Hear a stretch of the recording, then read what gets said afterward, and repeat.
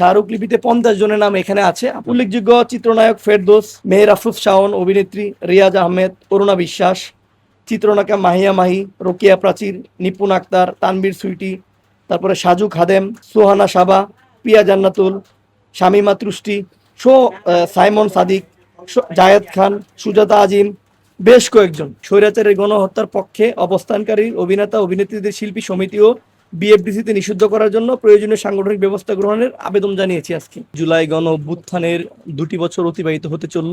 আমরা দেখছি cultural fascist যারা আছে, যারা জুলাই গণ অভ্যুত্থানে ছাত্র আন্দোলনের বিপক্ষে গিয়ে খুনি হাসিনাদের পক্ষ নিয়ে যারা আন্দোলনে বাধা দিয়েছিল এবং বিভিন্ন রকম কর্মসূচি করেছিল, সেই ব্যক্তিগুলো এখনো পর্যন্ত জুলাইকে নানাভাবে কটাক্ষ করছে। জুলাই শহীদ যারা আছে তাদেরকে কটাক্ষ করছে, যারা আহত তাদেরকে কটাক্ষ করছে এবং আমাদের এই জুলাই গণ অভ্যুত্থানটাকে বিশ্ববাসীর কাছে এবং বাংলাদেশের মানুষের কাছে জুলাই গণ অভ্যুত্থানে কেউ মারা যায় নাই, আমরা নিজেরা নাকি তাদেরকে আহত করেছি, হত্যা করেছি। আসলে এই যে যারা অ্যাক্টর, আমাদের মনে হয় আসলে যারা অ্যাক্টর বা যারা অভিনেতা বা যারা নায়ক, যারা গায়ক, তাদের বেসিক্যালি প্রফেশনে থাকাটাই উত্তম। তো সেই জায়গা থেকে আমরা 2024 সালে গণ অভ্যুত্থানকালে স্বৈরাচারের গণহত্যার পক্ষে অবস্থানকারী অভিনেতা অভিনেত্রীদের শিল্পী সমিতি ও বিএফডিসিতে নিষিদ্ধ করার জন্য প্রয়োজনীয় সাংগঠনিক ব্যবস্থা গ্রহণের আবেদন জানিয়েছি আজকে।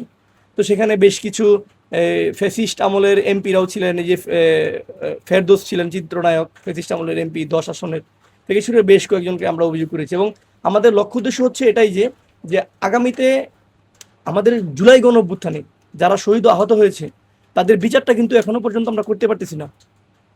তবে তারা মারা গেছে, কিন্তু তাদেরকে নিয়ে যে অপমানটা হচ্ছে, তাদেরকে নিয়ে যে কটাক্ষ করছে, সেটার বিরোধিতা তো আমরা করতে পারবো এবং তাদের তাদের বিরুদ্ধে কঠোর পদক্ষেপ আমরা গ্রহণ করব। সেই জায়গা থেকে আজকে আমরা এখানে স্মারকলিপি দিয়েছি।